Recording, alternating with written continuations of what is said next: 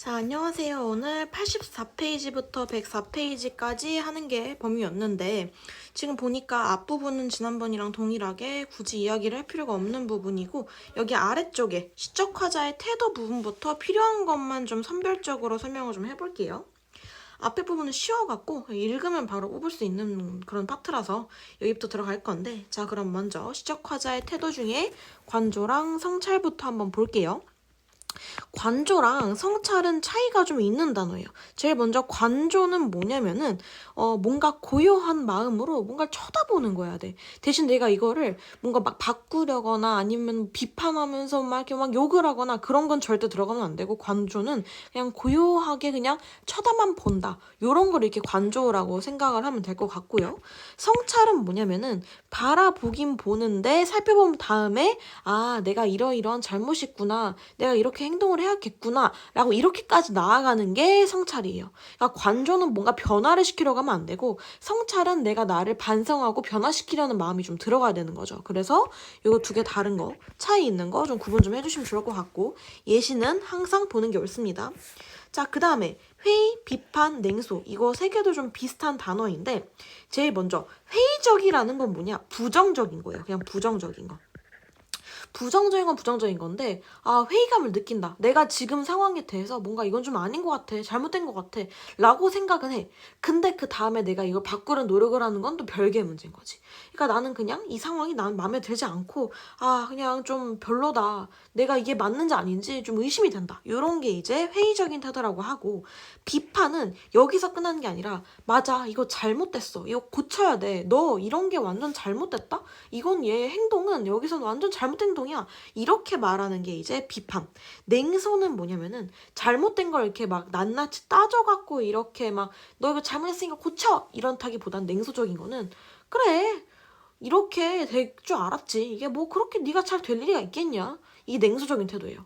아, 그래, 뭐 어쩔 수 없었지. 뭐 이렇게 이미 예상된 결과잖아. 뭐 이제 와서 노력한들 어쩌겠어. 이런 게 이제 냉소죠. 비웃는 거에 가까운 게 이제 냉소인데 요거 세 개 꼭 구분해 주는 게 좋습니다. 평상시에도 이런 단어 같은 거 구분 좀 잘 해주는 게 좋아요. 자, 그 다음에 비관, 절망, 체념이 있는데 이것도 모두 부정적이지만 다른 뜻입니다. 예를 들어서 비관적인 거는 어떤 상황을 좀 부정적으로 인식하는 걸 우리가 비관적이다 말을 해요. 아, 수학 지금 시험 한 달 남았는데 나 지금 미분 한 개도 모르겠네. 이번 시험도 망했네. 요게 이제 비관적인 태도. 절망은 더 좀 슬픈 거지. 절망은 절망적이다. 여기서 더 나아질 어떤 가능성이 하나도 없어 보이고 내가 여기서 뭐 어떤 힘을 가져봤자 다 아무런 의미가 없다. 나는 그냥 얘 인생은 망했어. 요게 이제 절망.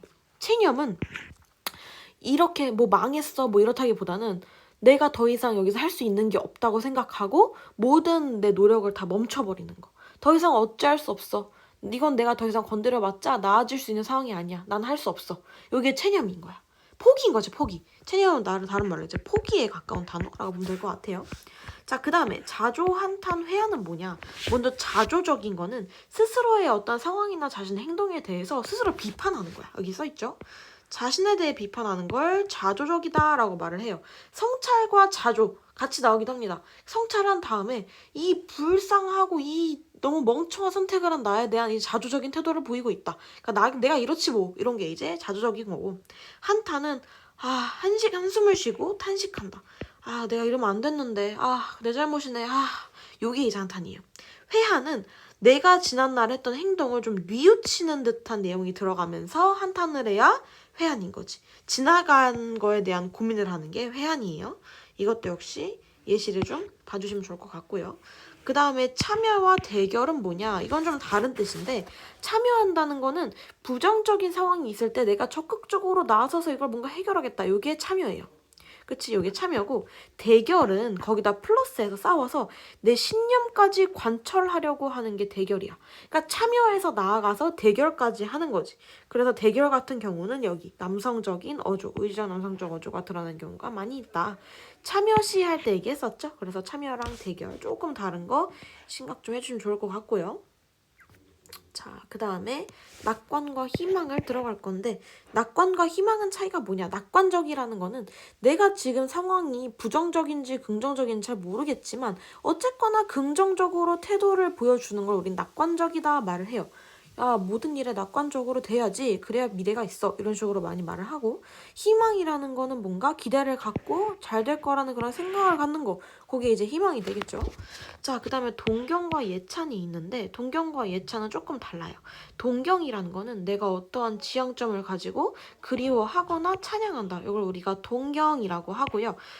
예찬 같은 경우는 내가 동경하는 걸 넘어서 이걸 막 찬양하는 거야.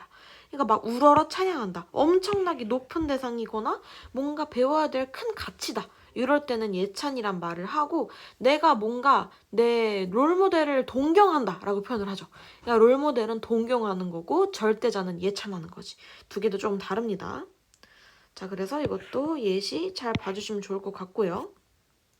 자, 그 다음에 귀의, 친화, 합일이 있는데 이것도 다 비슷한 뜻이에요. 먼저 귀는 뭐냐면은 내가 어떤 대상을 보면서 그게 좀 좋아 보여. 그래서 걔한테 가서 나를 의지하는 태도, 몸을 의지하는 태도를 보이면 귀예요. 그리고 친화. 내가 뭔가 잘 어울리고 친하게 잘 지내. 그거는 친화지. 귀랑 친화는 좀 다르죠. 귀는 나를 맡기고 싶은 거고 친화는 친하게 지내고 싶은 거야. 합일은 뭐냐면은 합일은 내가 그것과 하나가 되는 거야. 완전히 하나가 되는 걸 합일로 본다. 그래서 귀나 합일이나 어떤 친화 같은 거는 절대자나 절대자한테 이제 귀의한다. 의지하고 싶다. 그리고 자연은 친화. 자연과 친하게 지내고 싶다. 이런 뜻에서 많이 나옵니다. 이것도 예시 봐주시고. 자, 그 다음에 어조 같은 거는 쉬우니까 넘어갈게요. 여조에 여러 가지 이제 갈래가 있어요. 남성적, 여성적 어조 구분하기. 요거 예시 낼 거니까 꼭 보시고요. 의지적, 단호한, 단정적 어조. 자신의 의견을 드러낼 때 이런 걸 쓰면은 좀 더 의견을 잘 드러낼 수 있다. 이런 어조가 많이 쓰이고, 예찬적, 기원적, 경건한 애조 같은 경우는 내가 어떤 거를 기원할 때, 아니 부탁할 때, 표현할 때, 여기 써있죠? 기원할 때, 부탁, 표현할 때 이렇게 쓰는 게 보통 예찬적, 경건한 어조다. 성찰적, 관조적, 사색적, 명상적 어조는 내가 어떤 내 배경이나 내가 했던 행동을 가지고 좀 되돌아보고 이거에 대한 반성을 할 때 많이 나오는 어조가 될 거예요. 냉소적, 비판적 어조는 쉽죠? 그러니까 되게 까내리는 거지. 좀 비웃으면서 스스로에 대한 자조가 들어갈 수도 있어요. 풍자적, 해학적 어조. 풍자랑 해학 구분 꼭 해야 됩니다. 풍자는 비판이에요. 무조건 까내리는 거야. 해학은 뭐냐면은 연민이 들어가야 돼요.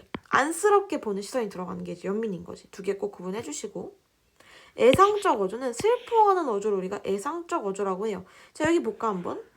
묻혀서 사는 이에 마음을 아는 이 있을까? 저하오니 걱정하노니 꽂히지는 아침은 울고 싶어라. 이런 걸 이제 절대된 슬픔이 느껴지는 애상적 어조, 슬픈 어조, 차갑고 서글픈 어조 이렇게 얘기를 합니다. 자, 그 다음에 여기 뒤에 나오는 어조는 쉬우니까 그냥 읽어보시면 될 것 같고요. 여기만 좀 보자면은 직설적 어조랑 우회적 어조는 완전 반대말이죠. 대놓고 말하는 건 직설적이다. 돌려 말하는 걸 우회적이다 라고 말을 하고요. 고백적, 독백적 어조는 비슷해요. 이거 차이는 읽어만 보시면 될 것 같고 이것도 예시를 좀 봐주시면 좋을 것 같아요. 자, 그 다음에 대화체 어조는 그냥 대화가 있다. 그러니까 말하는 사람이 청자가 굳이 드러나 있지 않더라도 말을 건네는 형식이면은 대화체라고 말을 하기도 합니다. 자, 그래서 이런 식으로 어조 보면 좋을 것 같고요. 이것도 어렵지 않으니까 읽어만 보시면 될 것 같아요. 자, 그 다음은 이제 시상인데 여기는 설명을 좀 해야 됩니다. 시상은 뭐냐? 그냥 시적 대상이에요. 시적 대상이라고 생각하면 될 것 같아요. 그래서 시상이 어떻다, 시적 대상이 어떻다 이렇게 얘기해도 되고요. 사실 시적 대상이라고 딱 말하기에는 조금 좁은 면이 있어서 그냥 전체적으로 좀 시상은 좀 추상적으로 내가 어떤 거에 관해서 말하고자 하는 대상이 될 수도 있고 내 감정이 될 수도 있고 어떤 내 생각을 전개한다 할 때 그 생각이 될 수도 있는 거죠. 그래서 멋진 시상이 떠오른다, 시상을 가다듬다, 시상을 전개하다 여러 가지로 쓸 수 있습니다. 자, 먼저 그래서 시상을 유발한다, 시상을 촉발한다 이렇게 말할 때는 뭐냐? 내 어떤 감정을 자극해서 시를 쓰도록 만든다. 내가 어떤 대상이 돼서 말을 하는데 이걸 좀 더 자극한다. 이걸 우리가 이제 시상을 유발한다, 촉발한다 라고 말을 합니다. 자, 그 다음에 시상을 구체화한다, 상세화한다 라는 건 뭐냐? 좀 더 자세히 표현한다는 건데 이거는 보통 수사법을 사용해서 많이 구체화하거나 상세화한다 표현을 해요. 예를 들어서 거울은 내 마음이다. 이런 윤희법이죠. 그래서 은유를 사용해서 수사법을 사용해서 내 마음을 거울에다가 표현함으로써 더 구체화를 시킨 거다. 이런 식으로 보면 될 것 같고요. 자, 시상, 이거는 오타네요. 시상이 아니라 시상의 전환입니다. 시상의 전환. 자, 시상의 전환은 뭐냐면은 내가 어떤 대상에 대해서 긍정적 또는 부정적 태도를 보이다가 어떤 한 기점 단어를 그걸 기점 삼아서 갑자기 반대로 바뀌거나 아니면 다른 얘기를 하거나 이런 걸 우리가 시상이 전환되었다라고 말을 합니다. 시상의 전환이라고 말을 해요. 그러다 시상의 방향이 바뀜. 부정적이었던 게 긍정적으로 바뀔 수도 있고 아니면 아예 분위기가 정서가 바뀔 때 사용할 수도 있고 자, 여기서 그러나를 기준으로 역접을 기준으로 시상이 전환된다라고 볼 수도 있는 거죠. 이거 예시 시험에 낼 거니까 꼭 봐주시면 좋을 것 같고요. 자, 그 다음에 시상이 집약되었다는 말도 많이 씁니다. 시상이 집약은 뭐냐? 내가 어떠한 말을, 단어를 통해서 여태까지 했던 말을 쫙 정리하면서 이 단어에 내 마음을 퐁당 넣었어. 그걸 우리가 시상이 집약되었다, 시상이 모였다라고 말을 합니다. 그래서 보통 이렇게 시상이 집약되는 부분은 주제 파악이 굉장히 쉬운 부분이에요. 예시를 볼까요? 예시가 없네요. 선생님이 요거 시상이 집약되는 예시를 시험에 하나 낼 거예요. 물론 쉬운 걸로 낼 거기 때문에 잘 읽어보고 이게 시상의 전환인지 시상이 집약되는 건지 구분을 한번 잘 해보세요. 자, 그 다음에 시상을 마무리하는 건 뭐냐? 그냥 마지막에 아무타 백년행락이 이만한들 어찌하리 영탄을 마지막에 사용하면서 내 생각을 표현하고 있죠. 그래서 시를 끝맺을 때 시상을 마무리한다 이렇게 말을 해요. 어렵진 않습니다. 자, 그 다음에 시상 전개에 대해서 이가 좀 나와 있는데 자, 순행적 흐름 그리고 역순행적 흐름 공간의 이동 마지막으로 두 개네요. 시선의 이동과 기승전결까지 전환까지 한번 좀 봐볼게요. 자, 그럼 여기서 좀 주의해서 봐야 될 거는 순행적 흐름과 역순행적 흐름을 좀 구분을 했으면 좋겠어요. 순행적 흐름과 역순행적 흐름의 차이점은 뭐냐면은 순행적 흐름은 시간의 순서에 그대로 따른 전개를 우리가 순행적 흐름이라고 합니다. 대표적인 예시로 과거에서 현재에서 미래로 가거나 아니면은 아침에서 저녁으로 가거나 봄, 여름, 가을, 겨울이 순서대로 나오거나 이렇게 이거 1번, 2번, 3번 이거 시험에 낼 겁니다. 예시로 해서 순행적 흐름으로 많이 나옵니다. 자, 그 다음에 자 이것도 예시 봐주시고요. 역순행적 흐름은 뭐냐? 방금 순행적 흐름의 반대말이에요. 순서를 거스르는 거지.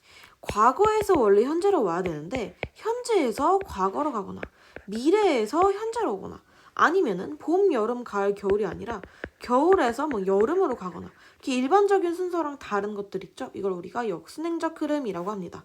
현재 다음에 과거 해상이 이어지는 경우를 우리가 역순행적이라고 그러죠. 자, 여기 같은 요 백삭의 여승이라는 시도 보면요. 여승은 합장하고 절을 했다. 여자 승려거든요. 가쥐치의 냄새가 났다. 쓸쓸한 낯이 옛날같이 늙었다. 라고 했거든요. 자, 그러면은 지금 여승에 대한 외모에 대해서 얘기를 하고 있는데 뒤에 보면 뭐냐?